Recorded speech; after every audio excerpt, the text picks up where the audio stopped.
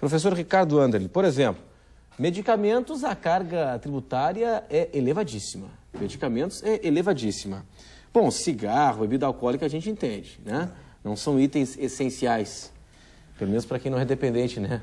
Agora, a política tributária no país, ela está correta no seguinte viés que eu lhe pergunto. Por exemplo, quando o governo tem de um lado um discurso de que as nossas cidades estão inchadas, o tema que é nacional, recorrente nas grandes cidades brasileiras, a questão da mobilidade urbana, aí o governo reduz o IPI do automóvel, notícia da última semana, nunca se vendeu tanto carro no país, mesmo num período de recuperação de crise, enfim.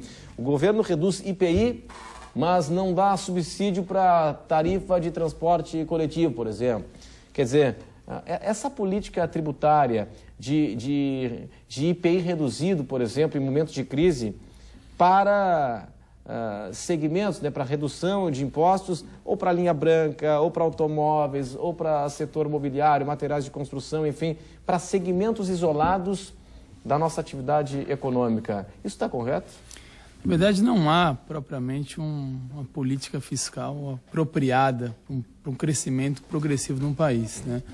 Os tributos, eles podem ser utilizados como um excelente instrumento para a prática de condutas positivas, né? Estimular condutas que possam gerar um crescimento econômico para o Estado e até condutas de preservação do meio ambiente. Uma coisa que não se fala muito, se pode explorar muito no campo da política fiscal, é a concessão de benefícios fiscais, incentivos na área do setor, de setores que podem, de alguma forma, reduzir a atividade de poluição ao meio ambiente, né? O Estado não tem um ICMS verde, né? Você tributa da mesma forma um produto que pode gerar um potencial poluidor muito mais, da mesma forma que um produto ecologicamente correto, né? Então, não há no país, talvez por desconhecimento...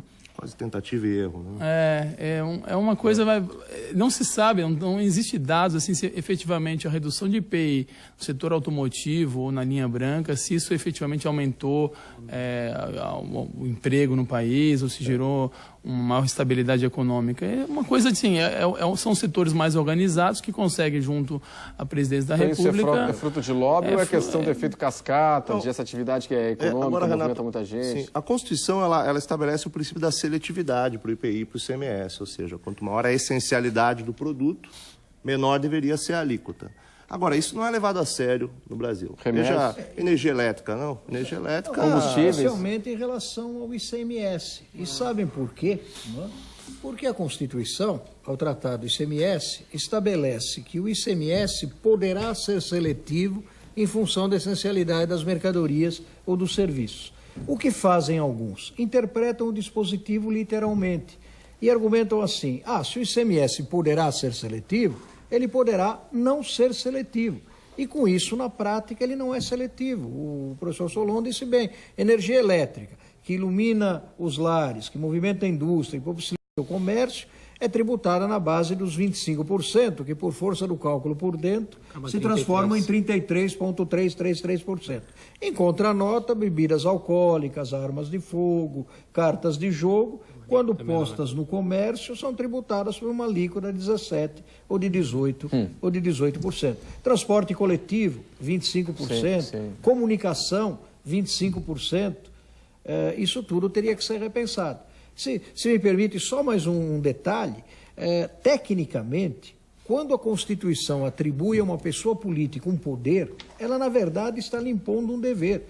Esse dispositivo constitucional não está dando conselho nenhum, está dando uma ordem às pessoas políticas, ordem que os representantes do Estado não estão entendendo, ou porque não entendem, ou, o que é muito pior, mas mais provável, porque não querem entender.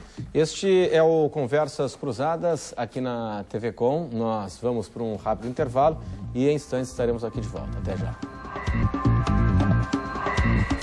Este é o Conversas Cruzadas aqui na TV Com, reforma tributária, sonegação, uma política tributária. Daqui a pouco eu quero saber dos nossos debatedores, esse é o nosso assunto hoje, se é só no Brasil que é possível ter um planejamento tributário ou em outros países isso é possível também. Qual é a historinha do intervalo agora há pouco? Na verdade, o professor Carrasco, que foi meu professor na aula do mestrado da PUC, contou uma história, isso a respeito de uma ação judicial que um doente que precisava de um determinado medicamento entrou na justiça porque a ração de cachorro tinha uma alíquota de 2% e aquele medicamento tinha uma alíquota de 15%, se eu não me engano. E ele não ganhou a causa, porque o judiciário brasileiro, ele entende que essa questão do controle da seletividade, isso aí ia dentro da esfera de discricionariedade, a decisão política do Poder Executivo.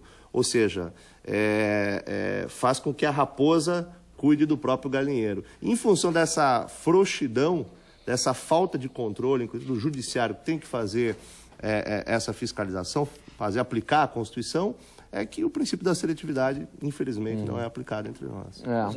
Uma pitada de teoria. A Constituição, em relação ao IPI, estabelece que o IPI deverá ser seletivo em função da essencialidade dos produtos industrializados. O que significa isso?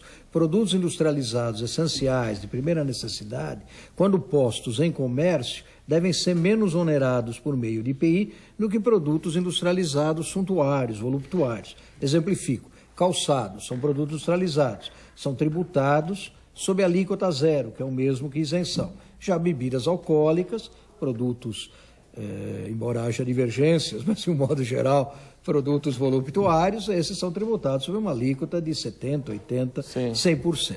Ocorre que o Poder Judiciário, quando chamado a controlar o princípio da seletividade do IPI, nem sempre corresponde às expectativas do mundo jurídico e mais dos próprios contribuintes. Esse exemplo é real. Uma indústria de medicamentos foi a juízo e demonstrou que com a perda de um benefício fiscal, o seu produto era mais onerado por meio de IPI do que a venda de ração para cachorro. Ora, por maior que seja o amor que votemos aos nossos animais domésticos, é óbvio que um remédio que serve para curar um ser humano é muito mais essencial do que uma iguaria para cachorro.